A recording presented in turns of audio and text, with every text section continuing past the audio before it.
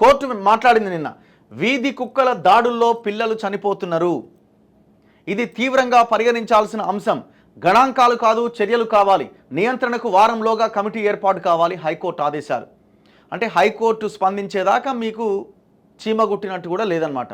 దున్నపోతు మీద వాన పడ్డట్టే ఉంది ఈడ కూడా. మేము ఎందుకంటే ప్రతిరోజు ఏదో ఒక వార్త వస్తుంది, ఏదో ఒక జిల్లాలో కుక్క గరిచిందని, ఆ కుక్క గరిచి హాస్పిటల్ పాలైందని, ప్రతిరోజు ఏదో ఒక వార్త మనం చూస్తూనే ఉన్నాం. చివరికి ఎవరో పిల్లేసిరు, పిల్ దాఖలు చేస్తే కోర్టు చాలా సీరియస్గా రెస్పాండ్ అయింది. ఈ కుక్కల నియంత్రణ విషయంలో కూడా ఈ స్టెరిలైజేషన్ అని సంథింగ్ ఏదో ఒకటి ఉంటుంది, అంటే వాళ్ళ కుటుంబ నియంత్రణ ఆపరేషన్స్ వాటికి చేస్తారు ఆ కుక్కలకి తీసుకెళ్ళి. వాటిలో కూడా పోయిన 5-6 సంవత్సరాలుగా పెద్ద స్కామ్ జరిగింది. సో ఇప్పుడైతే మొత్తం ఇప్పుడు కూడా వీళ్ళు గాలికి వదిలేసారు. గతంలో ఎట్లుండేనో ఇప్పుడు కూడా అట్లనే ఉన్నది. వీధి కుక్కల నియంత్రణకు ఏం చేశారన్న విషయం పైన గణాంకాలు కాదు, భవిష్యత్తులో ఇలాంటి సంఘటనలు జరగకుండా ఏం చర్యలు తీసుకుంటున్నారు అన్నదే అవసరమని హైకోర్టు స్పష్టం చేసింది. ఒకవైపు పిల్లలు చనిపోతుంటే మీరేమో కౌంటర్ దాఖలు చేశాం, జూబ్లీహిల్స్లో 350, బంజారాహిల్స్లో 250 కుక్కలకు స్టెరిలైజేషన్ చేశాం, అదనపు కౌంటర్ దాఖలు చేస్తామని గడువు తీసుకుంటూ వెళ్లడం సరికాదు. జూబ్లీహిల్స్, బంజారాహిల్స్ లాంటి ఖరీదైన కాలనీల్లో సంఘటనలు జరగట్లేదని, పేదలు నివసిస్తున్న మురికివాడలపైన దృష్టి సారించాలని సూచించింది. ఎందుకు మంత్రుల ఎమ్మెల్యేల పిక్కలు లాగుతాయి కుక్కలని ఆడ మాత్రమే స్టెరిలైజేషన్ చేస్తున్నారా, కుటుంబ నియంత్రణ చేస్తున్నారా కుక్కలకి? ఇక బంజారాహిల్స్, జూబ్లీహిల్స్ కాకుండా మిగతా ప్రాంతాల్లో ఉన్న ఏ బోరబండలో, లేకపోతే ఏ యూసుఫ్గూడలో, ఏ ఉప్పలో, లేకపోతే ఏ తార్నాకలో, ఏ ఎల్బీ నగరో, ఏ బస్తీలో, ఈ ప్రాంతాల్లో ఉన్న కుక్కలకి మీరు చేయరు. నాట్ ఓన్లీ హైదరాబాద్, వరంగల్లో కావచ్చు, కరీంనగర్లో, నిజామాబాద్లో, రాష్ట్రంలో చాలా చోట్ల కుక్కల బెడద చాలా తీవ్రంగా ఉన్నది. ఏమన్నా ఒక ఇన్సిడెంట్ జరిగి ఎవరన్నా ఒక 10 మందిని కుక్కలు కరిస్తే అప్పుడు కంప్లైంట్ పోతే అప్పుడు కానీ వీళ్ళు రెస్పాండ్ అవ్వరు. ఎంత దారుణం అండి ఇది. జూబ్లీహిల్స్, బంజారాహిల్స్ లాంటి ఖరీదైన కాలనీల్లో సంఘటనలు జరగట్లేదని, పేదలు నివసిస్తున్న మురికివాడలపైన దృష్టి సారించాలని సూచించింది.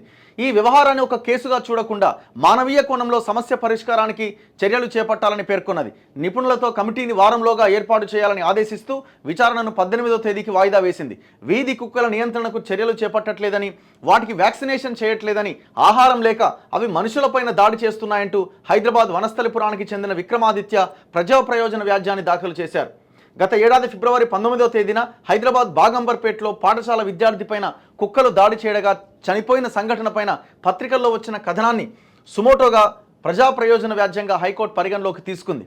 దీనికి అనుబంధంగా ఇటీవల సంగారెడ్డి జిల్లా పటాన్ చెరువులో బీహార్ నుంచి వలస వచ్చిన భవన నిర్మాణ కార్మిక దంపతుల 6 ఏళ్ల కుమారుడిపై వీధి కుక్కలు దాడి చేయడంతో తీవ్రంగా గాయపడి ఆసుపత్రిలో చికిత్స పొందుతూ చనిపోయాడు.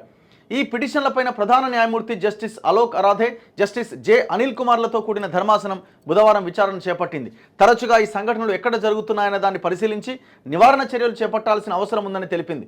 జీహెచ్ఎంసీ తరపు వారి వాదనలు వినిపిస్తూ కొత్త నిబంధనలు రూపొందించామని, జీహెచ్ఎంసీ పరిధి కాకపోయినా సంగారెడ్డిలో కుక్కల దాడి సంఘటనపైన స్పందించి కలెక్టర్ చర్యలు చేపట్టాలని సూచించారు.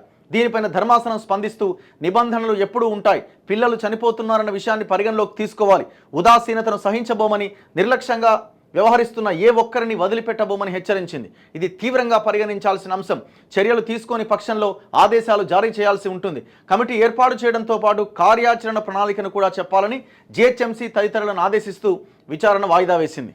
ఎంత ఘోరం చూడండి. అంటే అప్పుడు ఆయన పిటిషన్ వేసిండు కాబట్టి విచారణకు వచ్చింది, కొంత మూమెంట్ వచ్చింది. కోర్టు చెప్పినా ఇప్పుడు ఏదో చేస్తారనైతే నాకు డౌటే. ఎన్నిసార్లు చెప్పాలి కోర్టు ఇట్లా గవర్నమెంట్స్ని. మరి ఇంత చెప్పిన తర్వాత కూడా మీరు దీంట్లో మార్పు అసలు ఇవే కదా ప్రజలు కోరుకునేది. ప్రజలు ఏం కోరుకుంటారండి? సేఫ్టీ కోరుకుంటారు.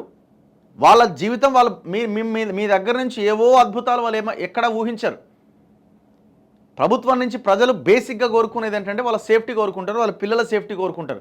బయటికి వెళ్తే మళ్ళీ ఇంటికి ప్రశాంతంగా వచ్చే ఒక వాతావరణం కావాలని కోరుకుంటారు. ఇది పెద్ద స్కామ్ ఇది యాక్చువల్గా. ఇప్పుడు ఏం జరుగుతుందో చూద్దాం ఒకసారి. మల్కాజ్గిరి కార్పొరేటర్ శ్రవణ్ దీని మీద గతంలో కూడా బాగా ఫోకస్ చేసిండు.